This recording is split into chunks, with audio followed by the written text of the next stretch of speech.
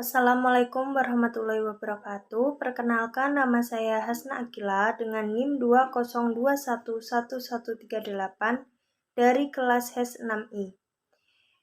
Pada kesempatan kali ini, saya akan mempresentasikan materi tentang investasi syariah dan risiko dalam investasi syariah. Selanjutnya, pokok-pokok materi pembahasan yang pertama, jangka waktu investasi, yang kedua potensi resiko investasi, yang ketiga resiko atau gharar versus resiko perjudian atau maisir, ihtikar dalam perspektif Islam, yang keempat jenis-jenis resiko dalam investasi, yang kelima resiko dalam investasi syariah, dan yang keenam sektor investasi syariah. Kita mulai pembahasan yang pertama. Jangka waktu investasi. Investasi menurut jangka waktunya dibagi menjadi jangka pendek, jangka menengah, dan jangka panjang.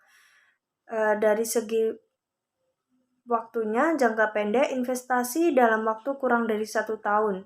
Jangka menengah dalam rentang waktu 1 hingga 5 tahun. Sedangkan jangka panjang dalam waktu lebih dari 5 tahun.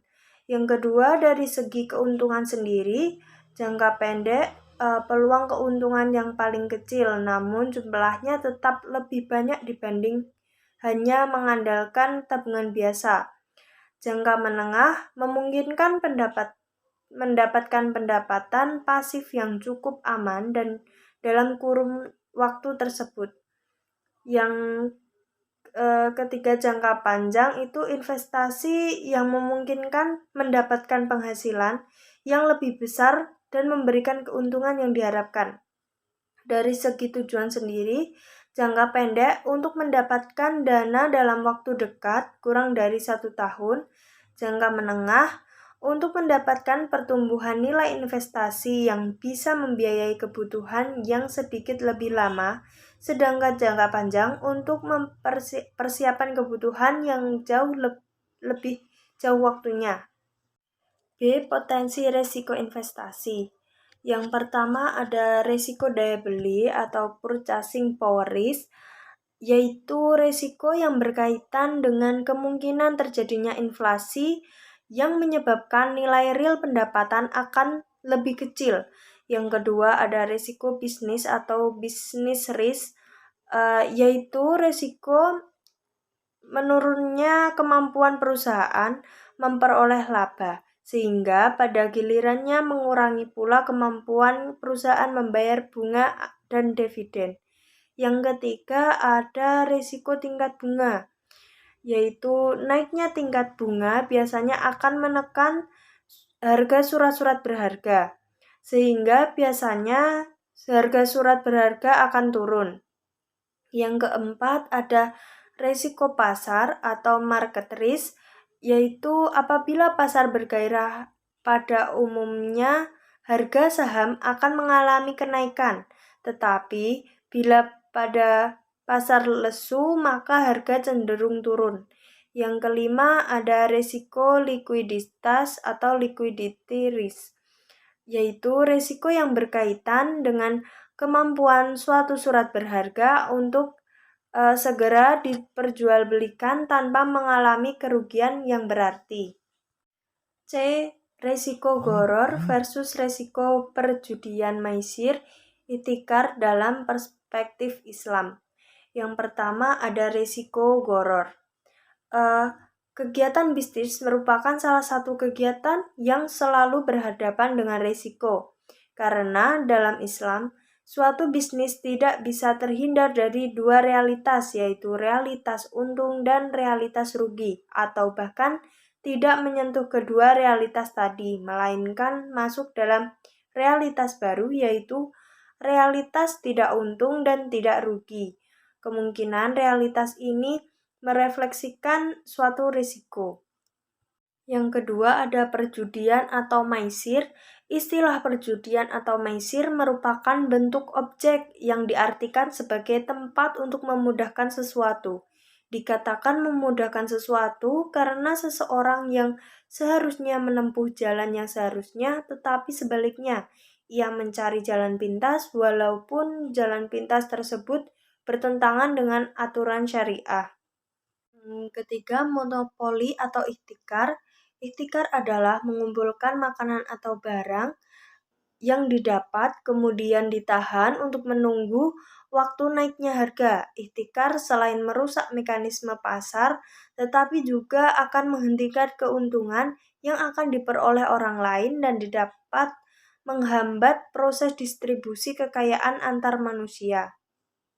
D. Jenis-jenis resiko dalam investasi. Yang pertama ada resiko suku bunga.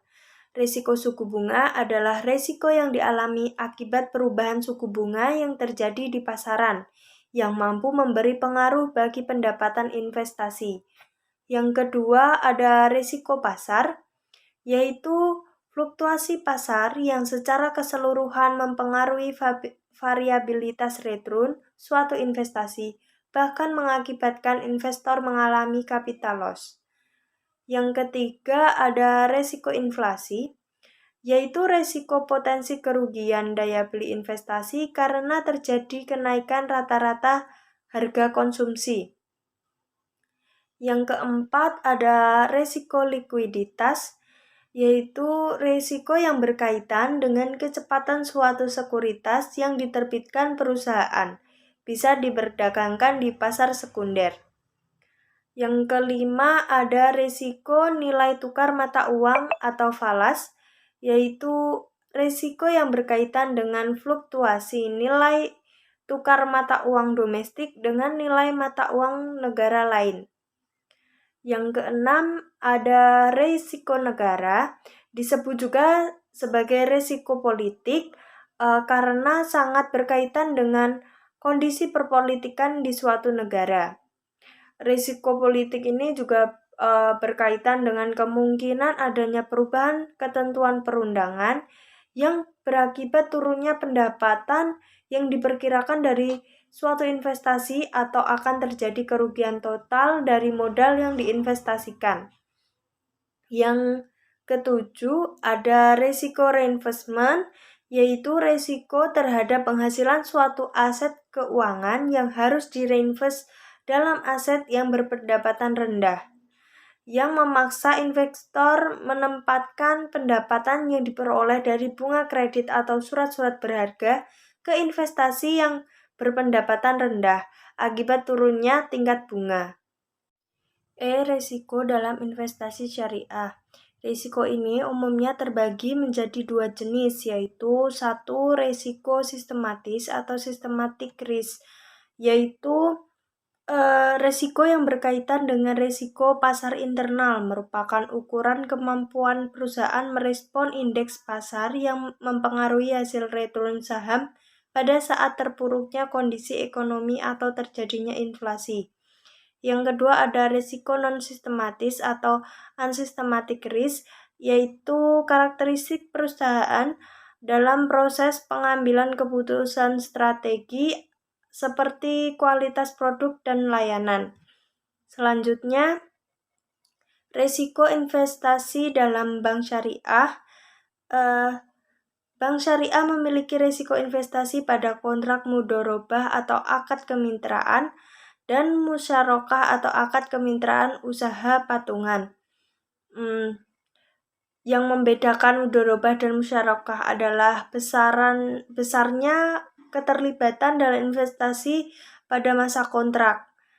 Berbeda dengan musyarakah, mitra menginvestasikan dananya dan bisa sebagai silent partner atau berpartisipasi sebagai manajemen. Perbedaan utama dari risiko investasi akad mudharabah dan musyarakah ini adalah bahwa dalam pembiayaan mudharabah, bila usaha yang dibiayai nasabah mengalami kerugian, maka bank syariah akan menanggung semua kerugian bank dan bank tidak bisa mewajibkan nasabah yang dibiayai untuk mengambil tindakan yang diperlukan untuk menghasilkan tingkat pengambilan sebagaimana yang diharapkan. Yang terakhir F. Sektor investasi syariah. Yang pertama ada saham syariah adalah saham perusahaan publik yang operasionalnya memenuhi prinsip-prinsip syariah. Yang kedua, ada infrastruktur adalah salah satu sektor utama untuk investasi keuangan syariah. Yang ketiga, ada sektor real dan properti adalah bentuk investasi yang direkomendasikan dalam prinsip pembiayaan syariah. Yang keempat, ada keuangan mikro syariah adalah suatu terobosan baru dalam pendekatan pembangunan ekonomi yang dimaksud untuk memberikan manfaat bagi masyarakat berpenghasilan rendah yang belum tersentuh produk dan jasa keuangan. Yang kelima, ada sukuk adalah nama lain obligasi syariah yang dijamin dengan adanya aset, memiliki imbal hasil yang stabil, dapat diperjualbelikan dan sesuai dengan aturan syariah. Ini merupakan daftar referensi yang saya ambil dalam pembahasan materi kali ini. Sekian pemaparan materi. Terima kasih. Wassalamualaikum warahmatullahi wabarakatuh.